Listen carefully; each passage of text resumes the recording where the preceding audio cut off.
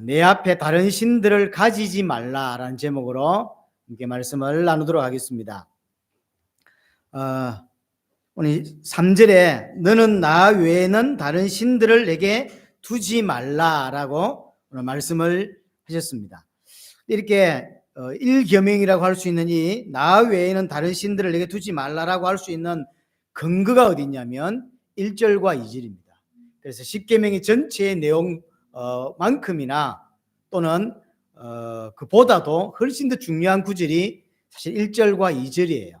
이것을 누가 말씀하셨느냐라고 하는 것이고, 그가 내게 어떤 것을 행하셨기에 그것이 이해되어질 때만 3절 우리 1계명이 우리에게 부딪혀오고 우리 지킬 수 있는 부분이 되는 것이죠. 그래서 십계명을 전체 이해할 수 있는 가장 중요한 구절이 1절, 2절이고, 특별히 2절이 정확하게 이해된다면 굳이 다른 신들을 내가 두고 살 필요가 없는 거죠. 1절이 2절이 정확하게 이해되면 굳이 다른 신을 찾거나 그럴 필요가 없게 되는 것이고요. 1계명이 되어지면 나머지 앞으로 나올 9계명은 자연스럽게 당연히 될 수밖에 없는 부분이죠. 그래서 그런 의미에서 1계명이 제일 중요합니다. 1계명이 이해 안 되고 1계명이 깊이 있게 내게 안 다가오면 나머지 계명들은 지켰다고 볼 수가 없는 것이죠. 오늘 다시 3절에 보면 너는 나 외에는 다른 신들을 내게 두지 말라라고 명령하고 있습니다. 순종해야 된다는 이야기인 것이죠. 이제 먼저 순종에 대한 이야기를 좀 하고 가야 되겠는데, 이렇게 명령하신 하나님이 창조주 하나님이기 때문에 순종하는 것도 맞습니다. 하지만 하나님이 우리에게 요구하시는 순종은 단순히 그가 우리를 만드셨기 때문에, 내지는 그가 우리를 구원하셨기 때문에 우리가 약간 빚을 진 듯한 느낌, 그래서 뭔가 그분에게 빚을 졌기 때문에 순종해야 된다는 개념이 아니에요. 그것은 올바른 순종이 아닙니다. 그것은 율법적인 순종이고 종교적인 순종이죠. 그가 내게 이걸 베풀어 주었으니 나도 뭔가를 해줘야 되지 않겠냐라고 하는 순종은 올바르지 않습니다. 하지만 생각보다 많은 사람들이 순종이 여기에 머물러 있습니다. 하나님 원하시는 순종은 그 순종이 아닙니다. 정말로 하나님을 사랑하기 때문에 나오는 순종, 그게 참 순종이에요. 그래서 정말로 하나님을 사랑하기 때문에 할 수밖에 없는 순종, 마음에서 우러나오고 기쁜 마음 속에서 하나님이 너무 좋고 하나님을 사랑하기 때문에 놓을 수밖에 없는 당연한 순종이 하나님께서 성경을 통해서 요구하는 순종이라고 하는 거죠. 만약에 순종만을 원하셨다면 하나님이 아담을 그냥 순종 잘하는 기계처럼 만들면 되죠. 그게 하나님의 뜻이 아닌 거죠. 그래서 하나님 명령하셨으니까 무조건 순종해, 이게 하나님의 뜻이 아니에요. 그럼 순종 안 하는 게 하는 뜻이냐? 그 말이 아니잖아요. 정말로 하나님을 사랑하기 때문에 우러나올 수밖에 없고 당연히 깊은 곳에서 자연스럽게 나올 수밖에 없는 순종, 그걸 하나님이 아담에게 원하셨고 그걸 아브라함에게 원하신 것이고 지금 우리에게도 그 순종을 요구하고 있는 것이죠. 벌 받을까 싶었어. 이렇게 안 하면 하나님이 혹시나 잘 모르겠는데 뭐 좀 버려오지 않을까, 문제가 되지 않을까라고 하는 순종은 율법적인 순종인 것이죠. 그래서 2절이 중요하다는 거예요. 2절이 하나님께서 우리에게 뭘 행하셨는지를 알기 때문에 그 은혜 속에서, 그 사랑 가운데서 내 속에서 나와질 수밖에 없는 순종이 참 순종인 것이죠. 그리고 진짜 이런 참 순종은 힘들지가 않습니다. 기쁨으로 하게 돼 있어요. 근데 기쁨으로 되지 않고 힘들다고 하는 것은 사실은 참 순종이 아닌 거죠. 그래서 만약에 억지로 마지못해서 1계명을 지키는 것은 1계명을 지켰다고 볼 수 없습니다. 나는 다른 거 숭배하지 않으니까 난 1계명 잘 지켰어라고 하는 건 정말로 하나님을 사랑하기 때문에 나온 거라면 괜찮지만, 그렇지 않다면 그거는 굉장히 또 다른 문제를 야기하게 돼요. 왜냐하면 올바른 순종이 아닌데 거짓 순종이잖아요. 어쩔 수 없는 마지못해 하는 순종인데 나는 순종했어라고 하는 어떤 위안을 받게 돼요.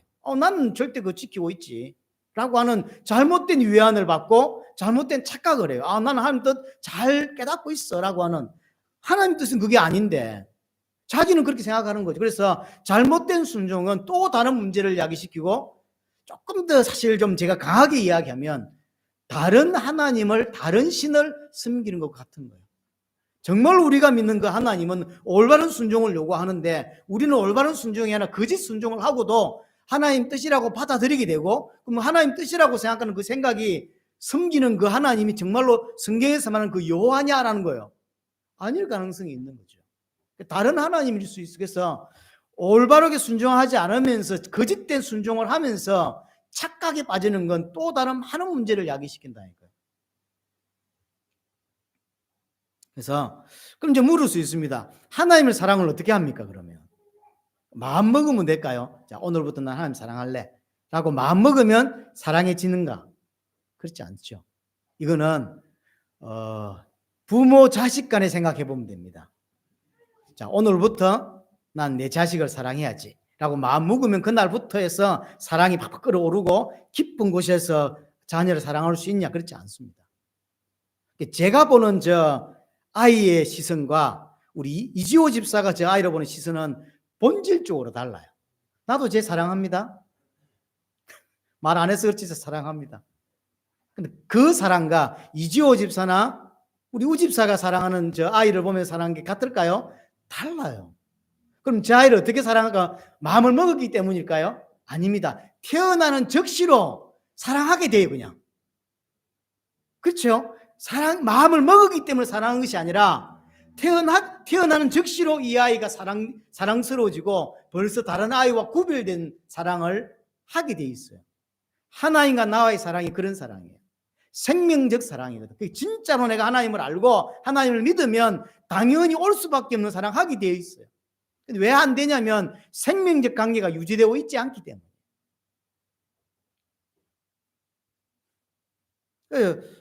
이렇게 진짜 사랑하는 것은 수고와 헌신 이런 게 아깝지 않죠. 그리고 뭔가의 대가를 바라고 하지 않습니다. 그렇죠. 아이를 키우면서 얘가 이제 한 30년 후에 따박따박 한 달에 얼마씩 보내주겠지라고 하는 대가를 기대하면서 이 아이에게 수고하고 뒷바라지하고 하지 않습니다. 내 자식이기 때문에 사랑하고 사랑하기 때문에 많은 수고와 눈물과 어려움을 참아내는 거예요. 하나님을 향한 여러 가지 수고와 헌신들이 어디에서 나와져야 되냐면 여기서 나와지는 거죠. 그렇죠? 당연히 사랑하기 때문에 나올 수밖에 없고 자연스러운 것으로 될 수밖에 없는 것이죠. 그래서 1계명은 하나님을 사랑하면 나올 수밖에 없는 계명이고요. 1계명이 되어지는 가장 근본적인 원인, 그 출발점은 2절입니다. 하나님이 나를 사랑하신 은혜와 그가 내게 행하신 것이 무엇인지를 알아가면 알아갈수록 하나님을 사랑할 수밖에 없는 것이죠. 2절이 이해되고 2절이 내게 부딪혀 오면 3절의 우리 1계명은 자연스럽게 지킬 수밖에 없는 계명이 되는 것입니다. 왜냐? 하나님의 사랑과 은혜를 알기 때문에 당연히 놓을 수밖에 없는 부분인 거죠. 자, 3절. 오늘 1계명을 우리에게 말씀하고 있으면 너는 나 외에는 다른 신들을 내게 두지 말라라고 이야기를 했습니다. 자, 여기에 나 외에는 이라고 되어 있는데 거기 각주가 나와 있죠. 제 성경책에는 각주가 나와 있습니다. 히브리어는 내 앞에. 여기 사실 조금 더 정확합니다. 그래서 우리 표현으로 좀 바꾸다가 나 외라고 되어 있지만 실제로 히브리어 의미는 내 앞입니다. 내 앞에. 하나님 앞에 다른 걸 두지 말라는 거죠. 내 앞에. 그리고 두지 말라라고 하는 것도 정확히 말하면 가지지 말랍니다. 이게 조금 달라요, 사실은. 그래서 내 앞에 다른 신들을 가지지 말라라고 하는 의미가 조금 더 정확한 의미입니다. 자, 그럼 이 의미가 뭘까요? 내 앞에 다른 신들을 가지지 마라. 내 앞에 두지 마라 라고 이야기했어요. 이 말은 하나님을 섬긴다고 말하면서 실제로는 하나님이 아닌 다른 신들을 섬기고 있다는 거예요. 섬길 수 있단 말이에요. 자, 예를 들어 봅니다. 이스라엘은 단 한 번도 하나님을 배반하거나 하나님을 배신한 적이 없습니다. 하나님 쪽에서 볼 때 너희가 나를 버리고 갔다라고 표현하지만 이스라엘 쪽에서 생각해 보세요. 이스라엘 쪽에서 단 한 번도 하나님을 배반하거나 하나님을 부인하거나 이제 더 이상 하나님 필요 없다라고 말한 적이 있나요? 없습니다. 하나님 보실 때 너희가 나를 버리고 우상 숭배를 했다라고 말할 그때도 그들은 매주 모여서 피제설을 드리고 하나님께 예배했습니다. 그 모습은 단 한 번도 하나님을 배반한 적이 없어요. 하지만 하나님 보실 때는 나를 섬기고 있지 않다고 말한 거죠. 이거 생각 잘 하셔야 돼요. 우리가 하나님을 섬기고 있다라고 말하면서 실제로는 다른 신을 섬길 수 있다는 사실 기억하셔야 됩니다. 금송아지를 만들어 놓고 모세가 내려오지 않으니까 금송아지를 만들어 놓고 이제 더 이상 하나님을 섬기지 말자. 그리고 이 금송아지를 우리의 신으로 섬기자라고 말하지 않았다는 사실을 기억하셔야 돼요. 이 금송아지가, 이 황금송아지가 바로 우리를 애굽에서 건져내신 여호와다라고 말했어요. 자신들이 만들어 놓고 그걸 여호와라고 말해요. 이 말은 내가 만들어낸 하나님을 내가 섬길 수 있는 거예요. 하나님의 이미지를 내가 벌써 그려놨어요, 머릿속에다가.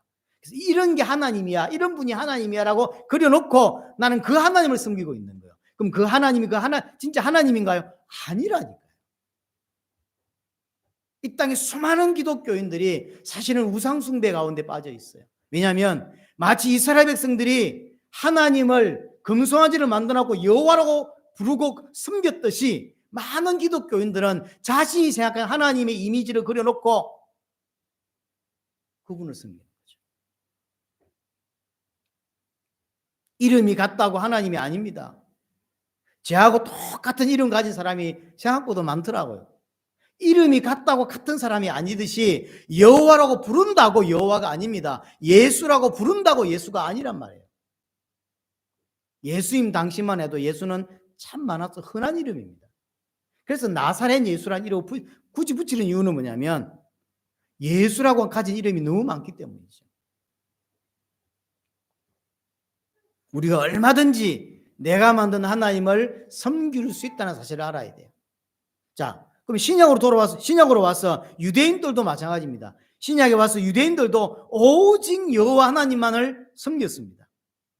그러면 그 유대인이 섬긴 여호와 하나님이 우리가 성경에서 말하는 그 여호와 하나님 맞냐? 아니잖아요. 그 여호와 하나님은 오직 예수를 통해서만 만날 수 있다고요. 그러면 그 유대인은 예수를 통해서 하나님을 만났냐? 안 만났어요. 왜죠? 예수를 죽여버렸거든. 그러고 돌아가서는 뭐 했냐면 여호와 하나님께 예배했다고. 그럼 그들이 부르는 여호와 하나님이 예수를 죽여놓고 하나님께 예배했는데 그 여호와는 도대체 누구냔 말이에요. 그 여호와 성경에 말하는 여호와가 맞습니까? 아니라니까요. 예수 죽여놓고 자기들끼리 모여 예배했다니까요. 여호와가 아닙니다. 이름만 같아요. 그래서 구약 성경에도 이스라엘은 여전히 하나님 부르면서 다른 하나님을 섬기고 있고 이미지 속에 벌써 다른 하나님이 있어요. 지난주에 제가 말씀드렸잖아요. 요즘 교회에서는 지옥이나 하나님의 심판을 부정하는 교회들이 자꾸 늘어난다고 하죠. 왜 그러냐면 사랑의 하나님이기 때문에. 그건 지가 만든 겁니다. 사랑의 하나님이 어떻게 사람을 지옥에 보낼 수 있겠냐? 사랑의 하나님이 어떻게 사람을 심판할 수 있겠냐? 그래서 그건 옳지 않다. 그래서 성경을 보면서 자기들만의 사랑의 하나님을 벌써 성경에서 뽑아내서 만들어 놓은 거죠. 그 여호와 아닙니다. 지가 만들어낸 거죠. 이스라엘 유대인들도 마찬가지요. 오직 여호와 하나님은 예수님을 그리스도를 믿음으로만 만날 수 있고 구원받을 수 있죠. 근데 오신 그 예수를 죽여버리고 그 예수는 필요 없다는 거예요. 그러면서 계속 여호와를 부릅니다. 어떻게 여호와를 만났냐고요. 여호와를 믿는 게 아닙니다. 이름만 같아요. 여러분이 그럴 수 있다는 걸 반드시 알아야 돼요. 그래서 성경 안으로 들어가야 되고 성경에서 뭐라고 말하는지를 정확하게 봐야 되고 그래서 하나님을 알아야 되고 하나님을 배워야 돼요. 하나님을 정확히 못 배우고 못 아는데 어떻게 하나님을 섬기겠냐고요. 틀렸습니다. 제일 억울한 게 이거예요. 제가 교회 생활하면 가장 억울한 게 뭐냐면 하나님 부르고 예수 부르는데 제가 볼 땐 하나님 아닌 거예요. 사실은 지가 만든 하나님이지.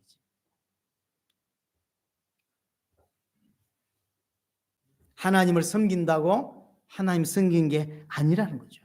그래서 얼마든지 하나님 앞에서 내 자신 앞에 다른 신을 두고 살 수 있다는 사실. 하지만 그렇게 다른 신을 섬기면서 나는 하나님 필요 없고 나는 이제 다른 신을 섬길래 라고 생각할까요? 안 한다는 거죠.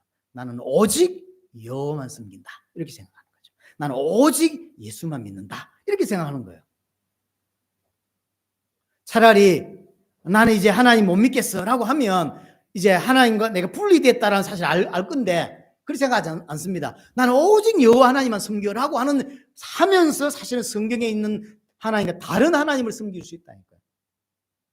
그럼 일평생 우상 숭배하고 하나님 안 믿고 살면서 자신은 죽을 때까지 난 여호와 하나님만 믿었어. 난 여호와 하나님만 믿어. 나는 오직 예수만 믿어. 라고 생각한다니까요.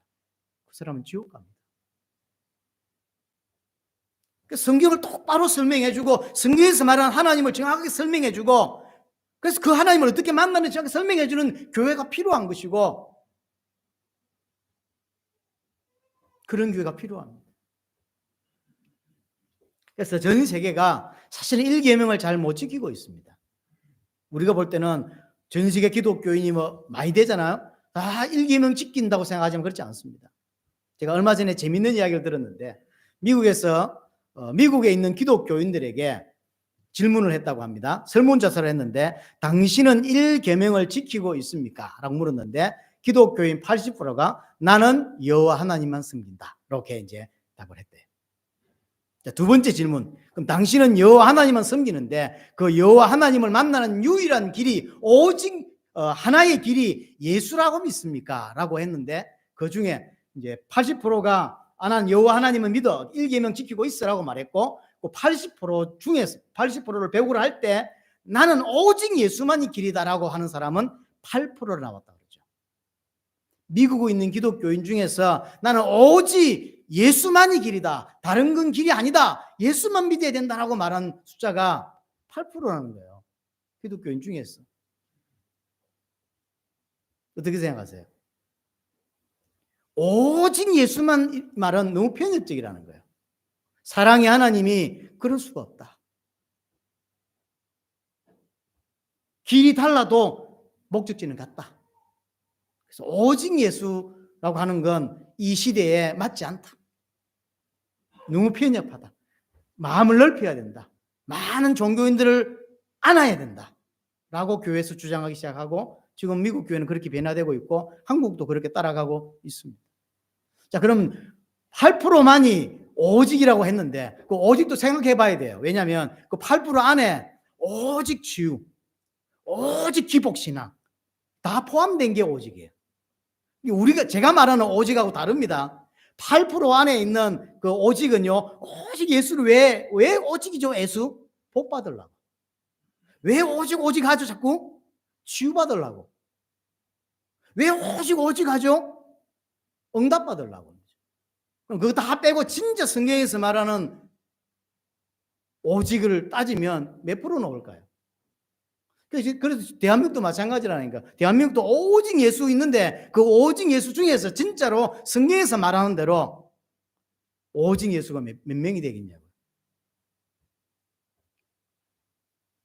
자, 그래서 하나님은 일계명을 이야기하면 내 앞에 다른 신들을 두지 마라, 가지지 마라 라고 말했는데 이것을 진짜 지키려면 첫 번째로 알아야 되는 게 뭐냐면 하나님을 정확하게 알아야만 이 계명을 지킬 수 있다는 거예요. 이게 핵심이에요. 하나님을 모르는데 어떻게 일계명을 지키냐고요.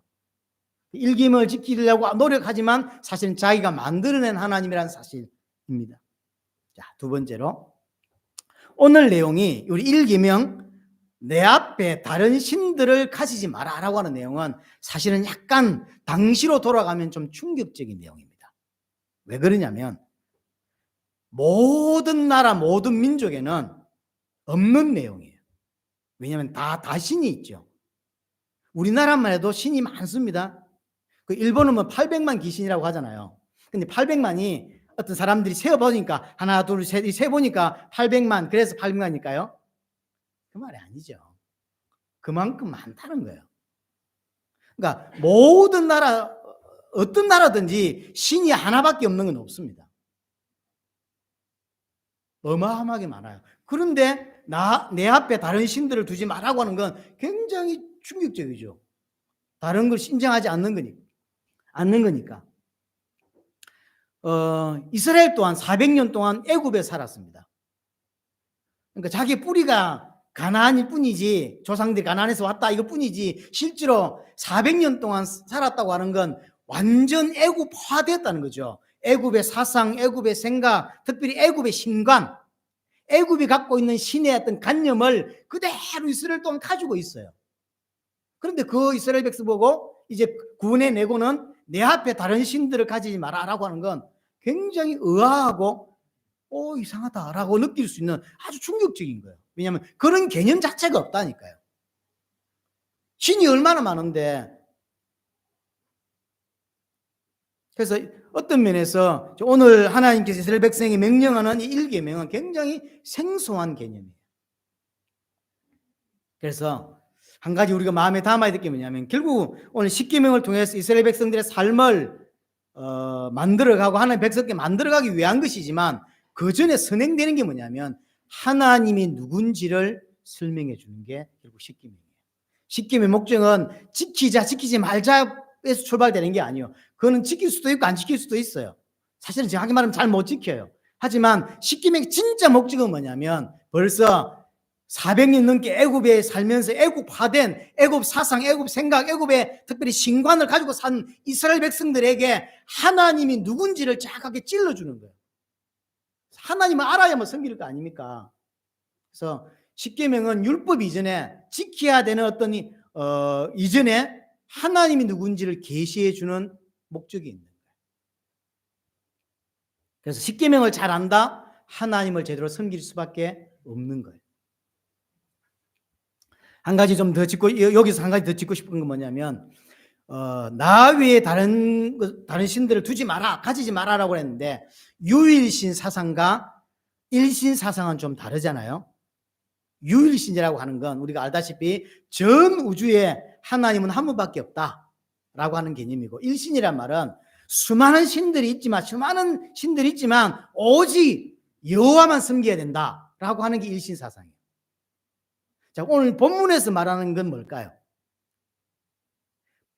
지금 상황에서 설명하지 말고 본문으로 돌아가서 수천 년 전으로 돌아가서 하나님이 모세를 통해서 이스라엘 백성에 말하는 건 유일신 사상에 가까울까요? 일신 사상에 더 가까울까요?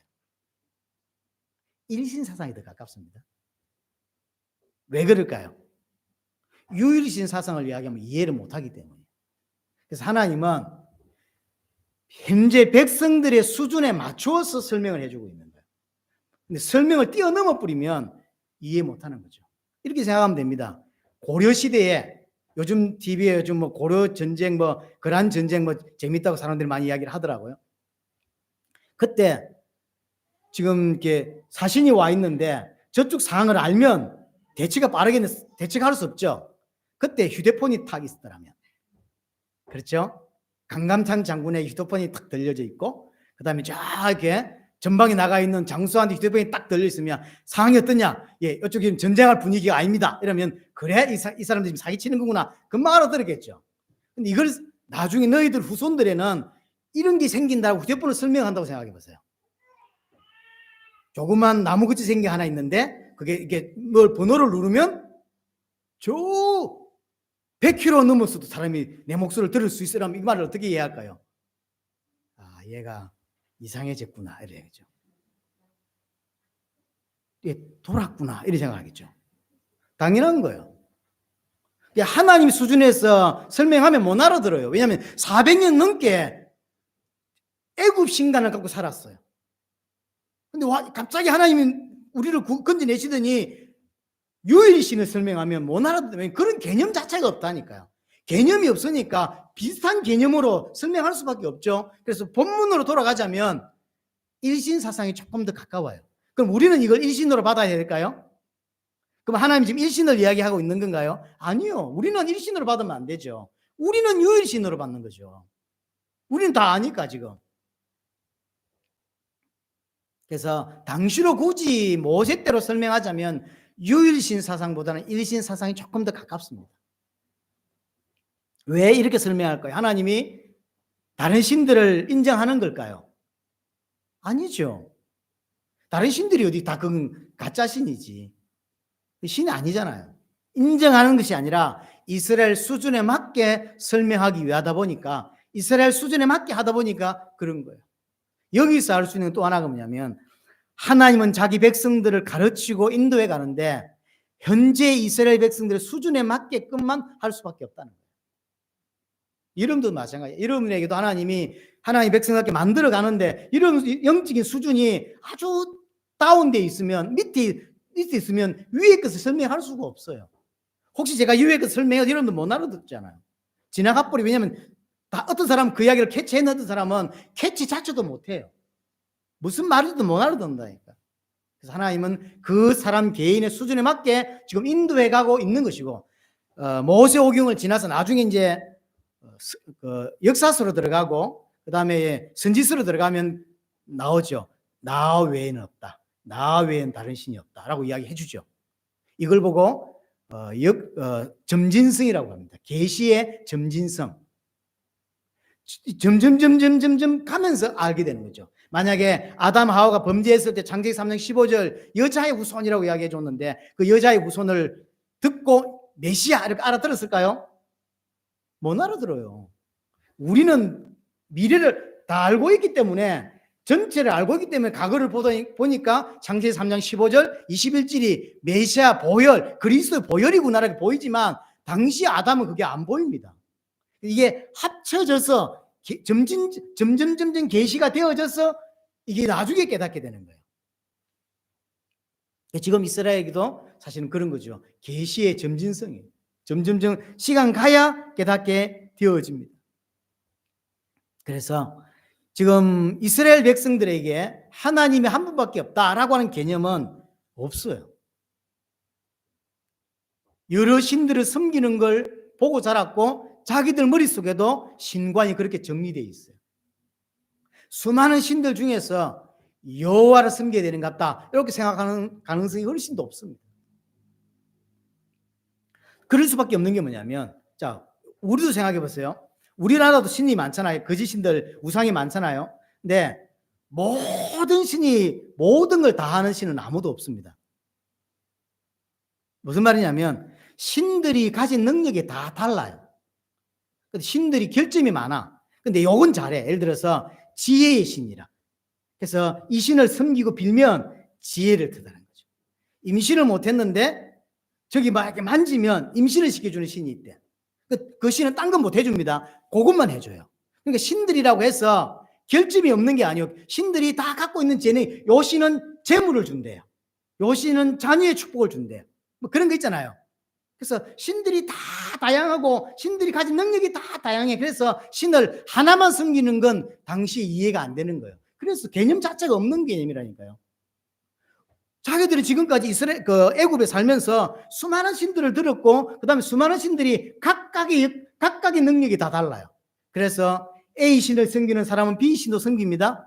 B 신을 섬기는 사람이 C 신도 섬기고요. 왜냐하면 다 다르니까, 능력이 주는 게 다르니까. 그래서 요 신에게는 재물을 빌고, 요 신에게는 건강을 빌고, 요 신에게는 자녀의 축복을 빌고, 요 신에게는 뭐 부를 빌고, 요 신에게는 명예를 빌고, 요 신에게는 임신하는 걸 빌고, 이렇게 다 다양하게 하나님을 섬기는 거예요.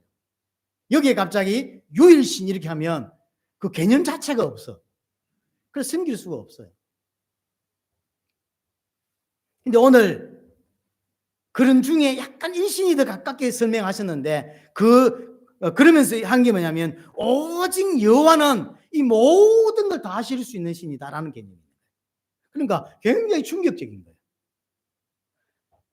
돈을 많이 벌려면 요 신도 섬겨야 되고 자식을 많이 낳으려면 요 신 섬기고 이렇게 살았는데 갑자기 여호와 하나님은 이 모든 걸 다 해줄 수 있고 모든 걸 가져갈 수도 있고 모든 걸 컨트롤하고 모든 걸 통제하고 모든 걸 주관한대. 와, 이렇게 되는 거죠.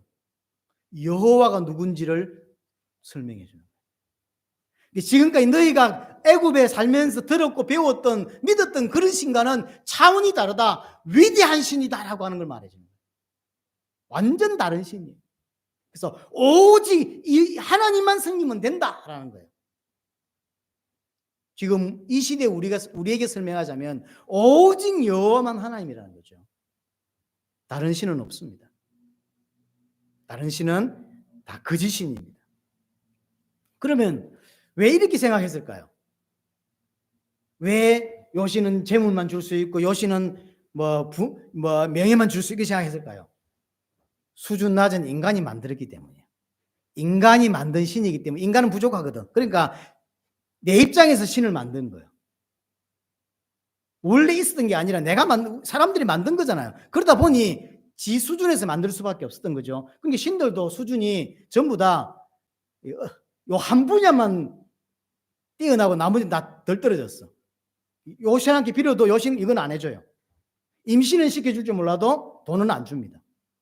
근데 여호와 하나님은 어떤 분이다? 그 모든 걸 다 하실 수 있고 모든 걸 주었다가도 모든 걸 가져가실 수도 있고 모든 걸 통치하고 모든 걸 다스리고 모든 걸 컨트롤할 수 있는 여호와라는 거죠. 이거 한 단어만 해도 이스라엘은 기절 10번 하고도 남습니다. 그래서 십계명은 지키냐 안 지키냐 이전에 하나님이 누군지를 계속 말해주는 내용이라니까요. 그래서 1계명은 절대로 하나님이 누군지 모르면 지킬 수가 없어요. 그래서 1계명의 핵심은 뭐냐면 하나님이 누군지를 알려주는 거예요. 우상과 다르다는 거죠. 너희가 지금까지 애굽에서 배우고 들었고 섬겼던 그런 애굽의 신들과 다르다는 거죠. 그거는 신이 아니고 나만 신이다. 그래서 오직 나만 믿어야 된다라고 하는 이야기를 하고 있는 것입니다. 자, 또 한 가지. 이스라엘 백성이 이제 막 구원받았어요. 이제 막 구원받은 백성에게 오늘 이 본문을 이야기한 거예요. 1계명을 주신 거거든요. 이 말은 어떤 의미를 담고 있죠? 하나님 앞에서 구원받았지만 아직 다른 신들을 섬기고 있는 상태예요. 구원받았어요. 그렇죠? 이스라엘이 구원받았죠? 구원받았지만 아직도 머릿속에 다른 신들이 있어요. 하나님 왜 딴 걸 안 섬기는데 굳이 하나님 이 말씀하실 필요가 있었나요? 없었어요. 제일 먼저 1계명이 중요한데 1계명을 첫 번째로 1계명을 주신 이유가 뭐냐면 막 구원받은 이스라엘 백성이 아직 하나님만 섬기는 상태가 아니기 때문에 다른 신들이 머릿속에 그대로 남아있어요. 그 중에 하나일 뿐인 거예요.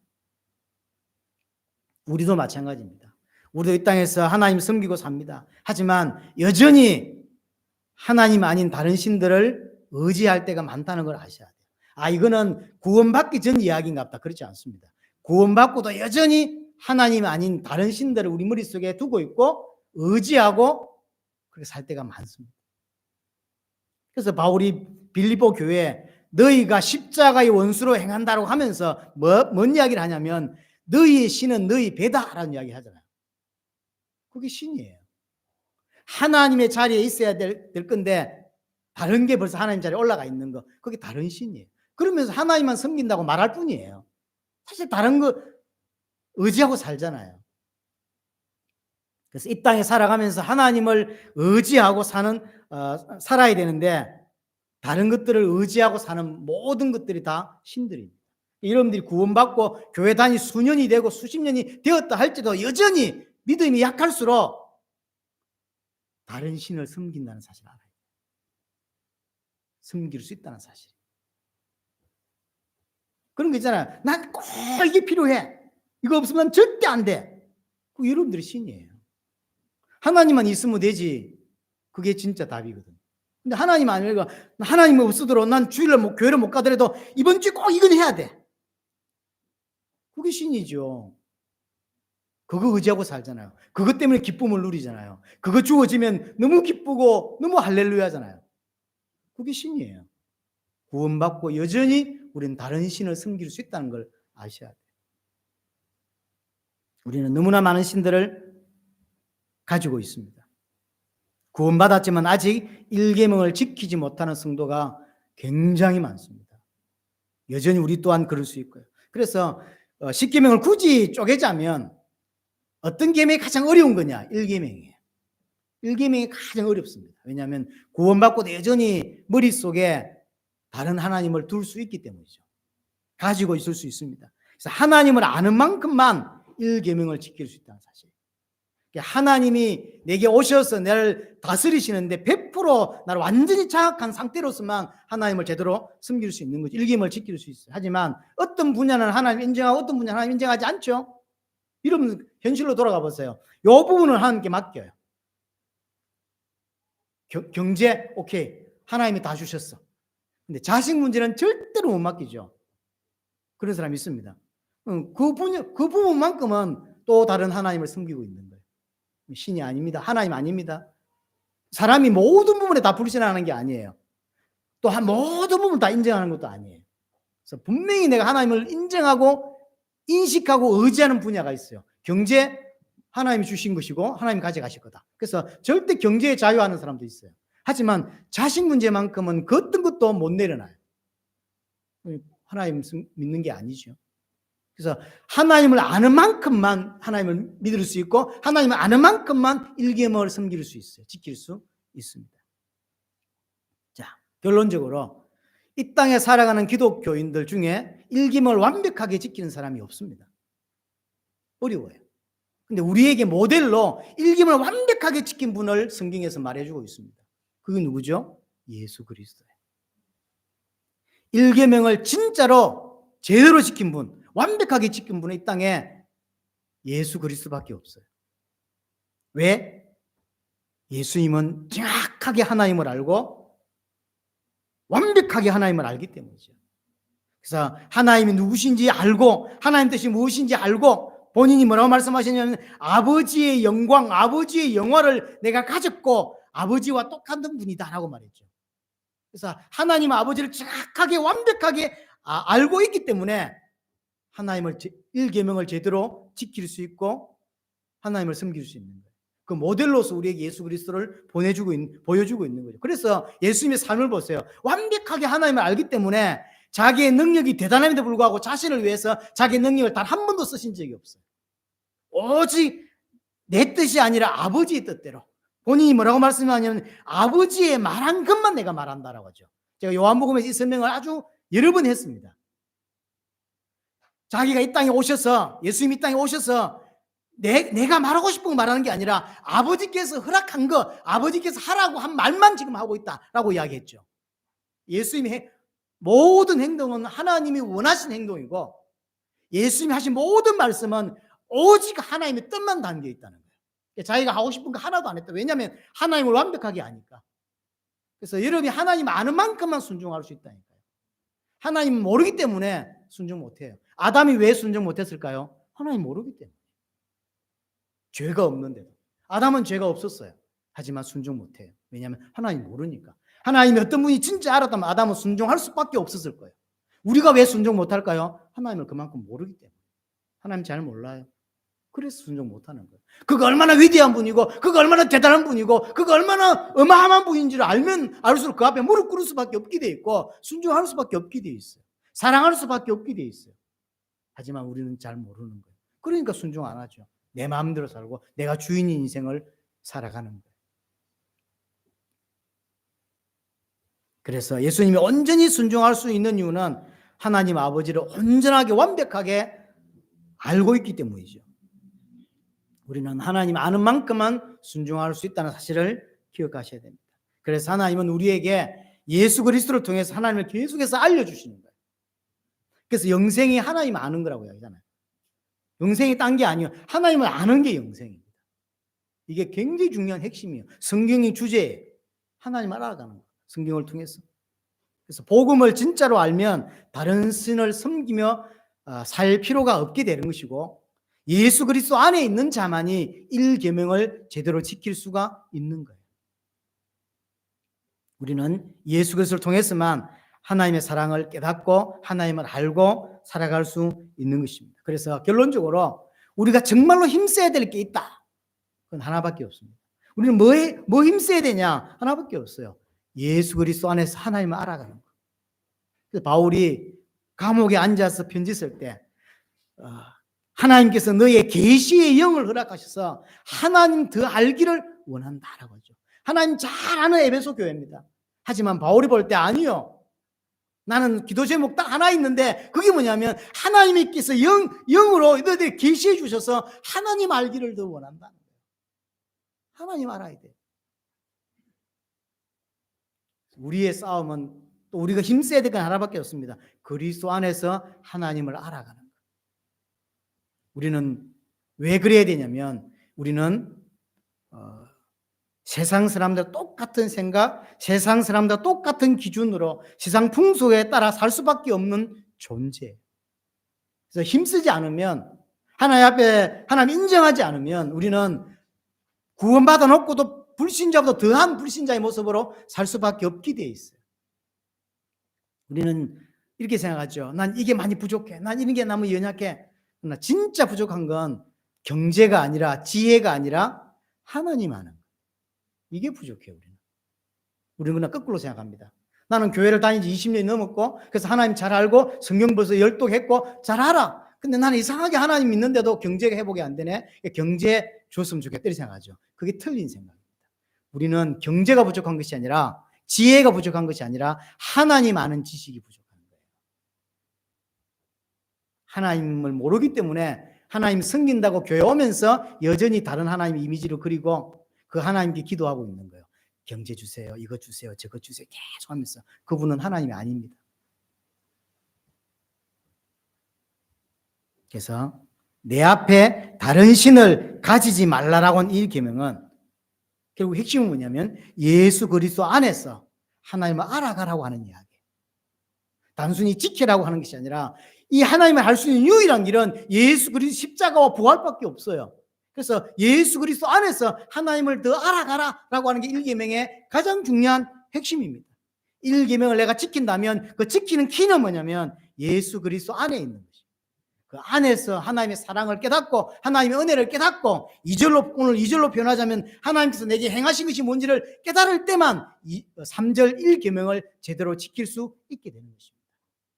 이런 평생에 하나님을 더 알아가고 더 깊이 알아가고, 그래서 1계명을 단순히 율법적인 것이 아니라 당연히 지킬 수밖에 없는 은혜가 여러분에게 꼭 있게 되기를 바랍니다.